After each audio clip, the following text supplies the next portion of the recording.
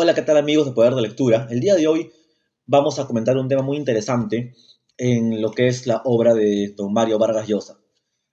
Me refiero al tema, a los casos de bullying dentro de tres libros de este autor peruano, Premio Nobel. Aquí tengo tres libros de Mario Vargas Llosa y les voy a decir cuáles son. El primero es este de aquí, La ciudad y los perros, la primera novela de Mario Vargas Llosa, publicada en el año 1962, una de sus novelas más reconocidas. Como todos saben, trata la historia de un grupo de alumnos adolescentes del Colegio Militar Leoncio Prado, dentro del cual sufren cierta clase de abusos y autoritarismo por parte de los militares. La otra es esta aquí, Los Cachorros, un cuento publicado en el año 1967 en Barcelona, en España, que siempre generalmente viene junto con Los Jefes. En un solo libro vienen ambos títulos, Los Cachorros y Los Jefes. Son cuentos, como le comento. Y por último, tenemos El pez en el agua, del año 1993. Las memorias de Vargas Llosa, donde él narra, muy aparte de su vida privada, también narra esta experiencia política que le fue postular a la presidencia del Perú con el candidato Alberto Fujimori, con el cual perdió en segunda vuelta. Bueno, comencemos. Voy a comenzar en este de aquí, Los Cachorros. Los Cachorros es un cuento largo, no es una novela, es un cuento largo, o también podría decirse una novela corta, no supera ni las 100 páginas. Es la historia de un grupo de adolescentes, igual que la Ciudad de los Perros, pero esta vez no en un colegio militar, sino en el colegio Champagnat de Miraflores, un colegio religioso. Nos cuenta la historia de 5 amigos, los cuales se conocen por sus apodos: Choto, Chingolo, Mañuco, Lalo y Cuellar, ¿no? Pero yo me voy a centrar en el tema del bullying, es de lo que estoy hablando en esta ocasión, porque muchos pensarán, ¿no? Quizá muchos piensan que el bullying que hay en los colegios, que le hacen a los niños, a los alumnos, es algo reciente, ¿no? El bullying viene hace muchos años.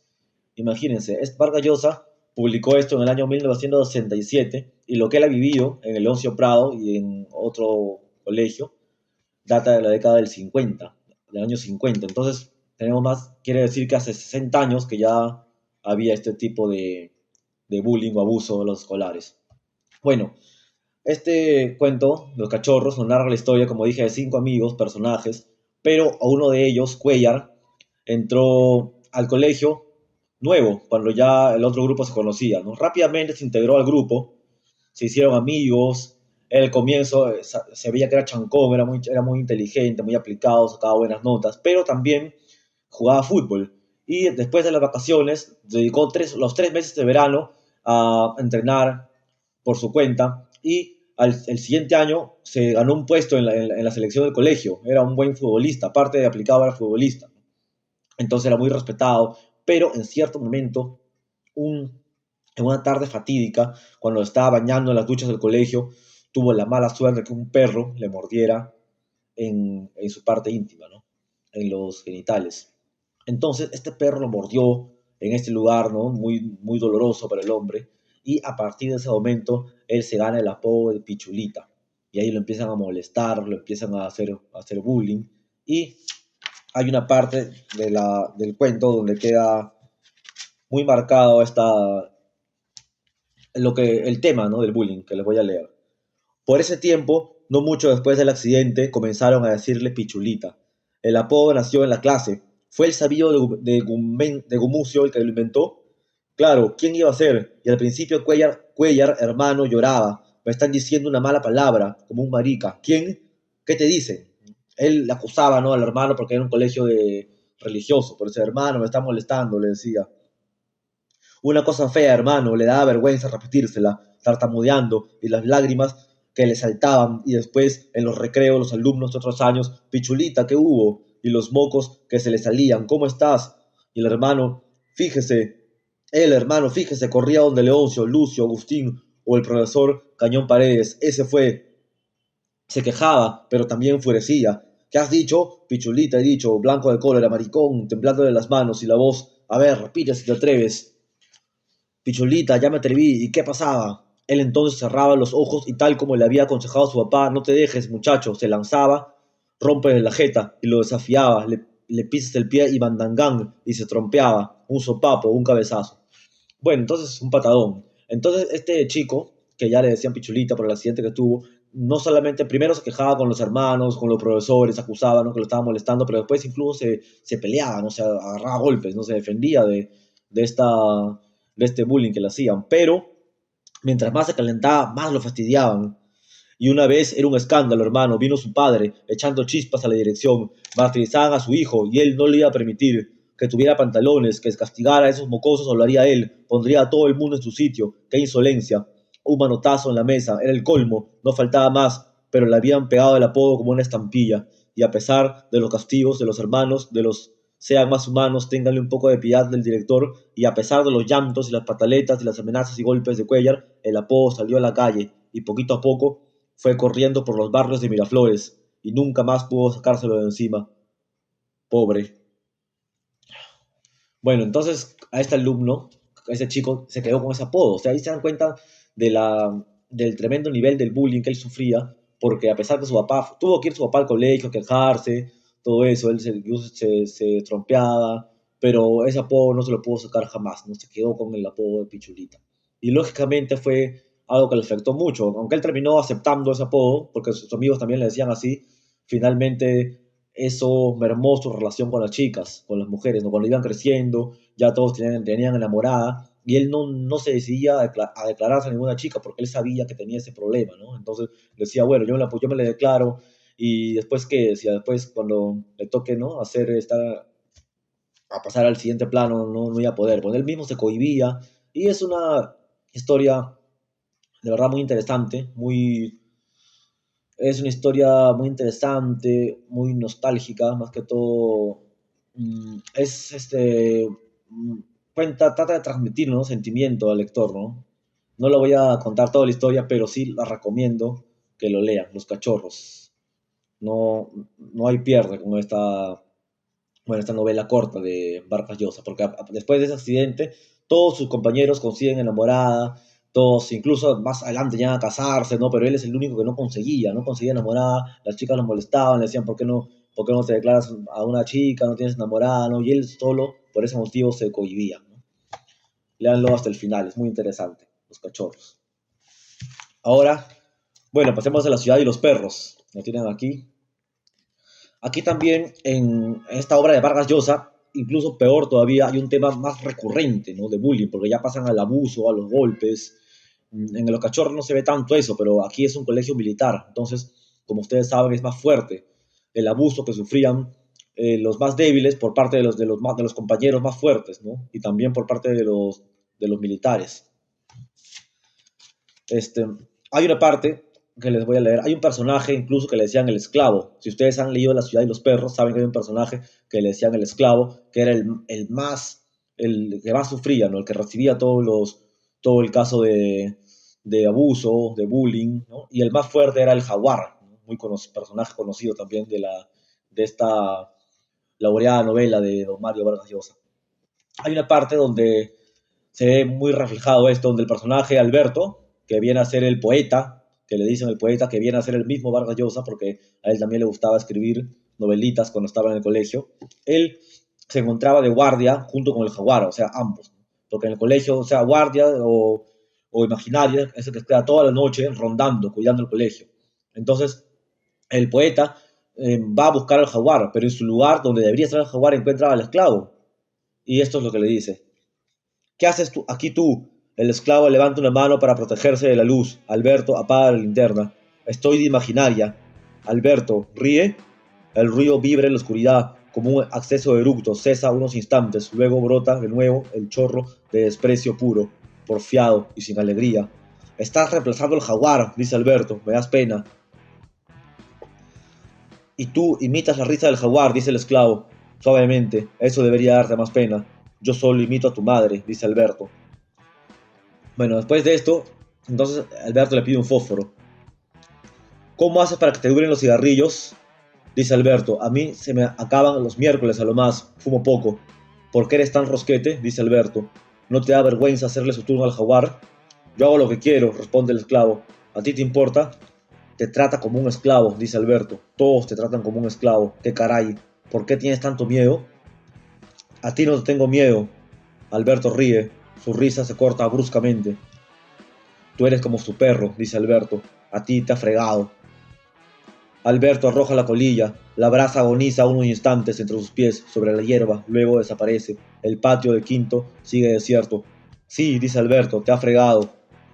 Abre la boca, la cierra, se lleva una mano a la punta de la lengua, coge con los dedos una hierba de tabaco, la parte con las uñas, se pone en los labios los dos cuerpos minúsculos y escupe. Tú no has peleado nunca, ¿no? Solo una vez, dice el esclavo. ¿Aquí? No, antes. Es por eso que estás fregado, dice Alberto. Todo el mundo sabe que tienes miedo. Hay que trompearse de vez en cuando para hacerse respetar, si no, estarás reventado en la vida. Yo no voy a ser militar. Yo tampoco, pero aquí eres militar aunque no quieras.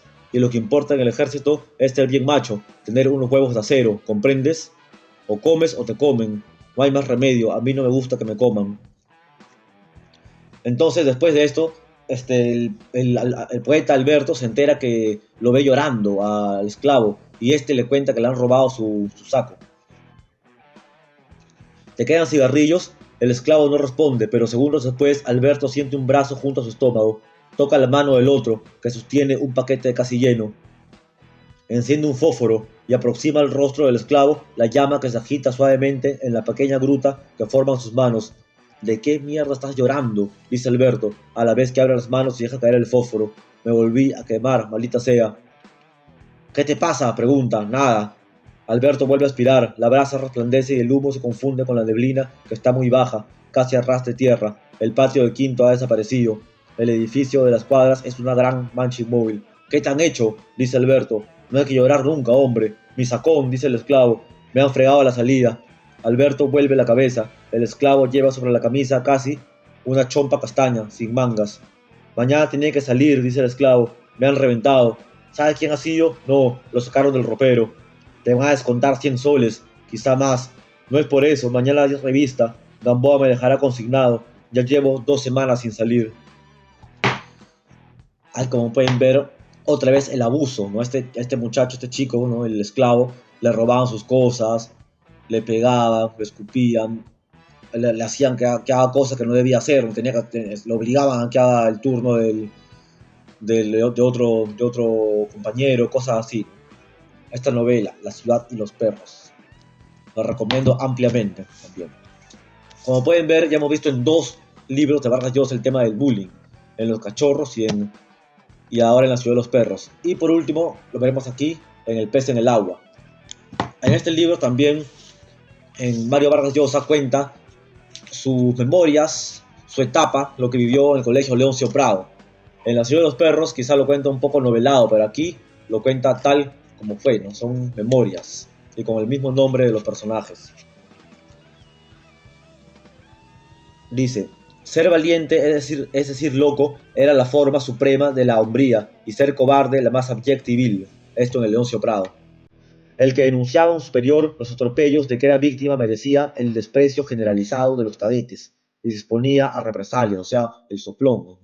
El que acusaba que lo estaba molestando, que le están haciendo algo peor era, ¿no? Mientras más te quejabas, iba a ser peor, te ganabas el desprecio y represalias. Eso se aprendía rápido. A uno de mis compañeros de sección llamado Valderrama, durante el bautizo, unos cadetes de cuarto lo hicieron treparse a lo alto de una escalera y luego se la movieron para hacerlo resbalar. Cayó mal y la propia escalera le cercenó un dedo contra el filo de un lavador. Valderrama nunca delató a los culpables y por eso todos lo respetábamos. O sea, a pesar que le cortaron un dedo, él nunca dijo nada, se quedó callado y por eso todo el mundo lo respetaba porque no era un soplón, ¿no? Nunca se quejó. La hombría se afirmaba de varios modos: ser fuerte y aventado, saber trompearse, tirar golpe. Era la expresión que resumía maravillosamente con su mezcla de sexo y violencia ese ideal. Era una de ellas. Otra, atreverse a desafiar las reglas, haciendo audacias o extravagancias que de ser descubiertas significaban la expulsión. Perpetrar esas hazañas daba acceso a la ansiada categoría de loco. Ser loco era una bendición, porque entonces quedaba públicamente reconocido que no se pertenecía ya nunca a la temible categoría de huevón o cojudo. Ser huevón o cojudo quería decir ser un cobarde, no atreverse a darle un cabezazo o un puñete al que venía a batirlo a uno, o sea, a molestarle, a tomarle el pelo, no saber trompearse, no saber tirar contra, escaparse del colegio, ¿no?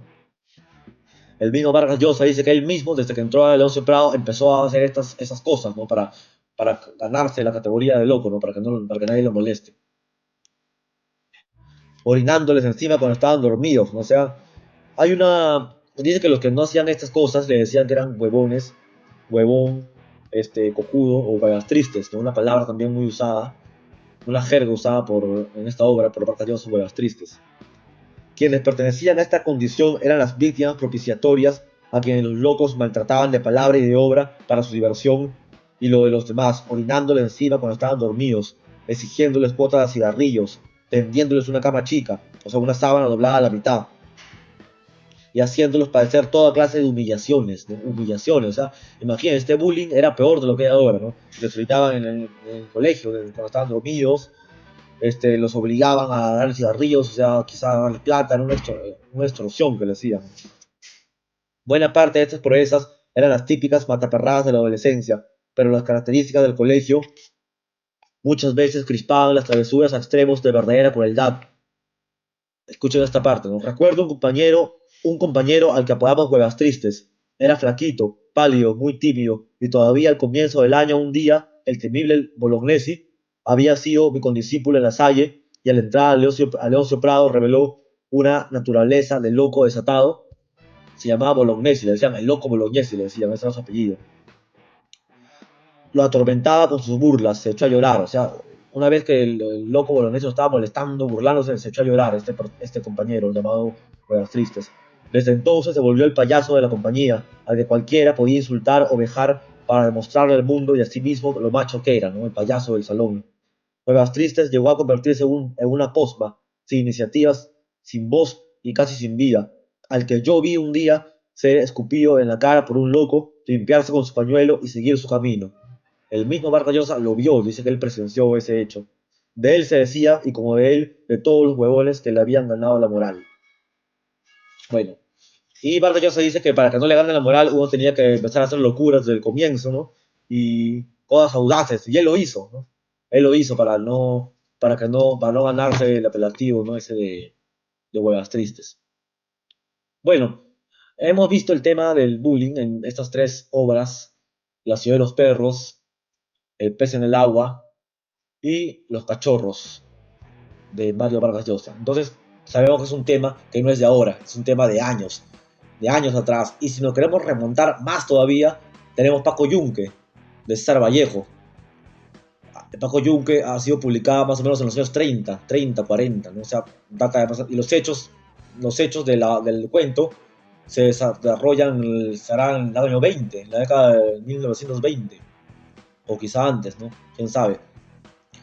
Pero ya todos hemos leído, ¿no? Paco Yunque, este niñito de provincia que llega al colegio asustado, miedoso, y dentro del colegio sufre abusos, ¿no? Por parte de un chico más audaz que él, ¿no? Humberto Grieve, un abusivo que era de acá de la capital, y como él era de provincia, lo molestaba, abusaba de él, le robaba sus tareas, le robaba su cuaderno, y todo tipo de abusos que sufría este chico, ¿no?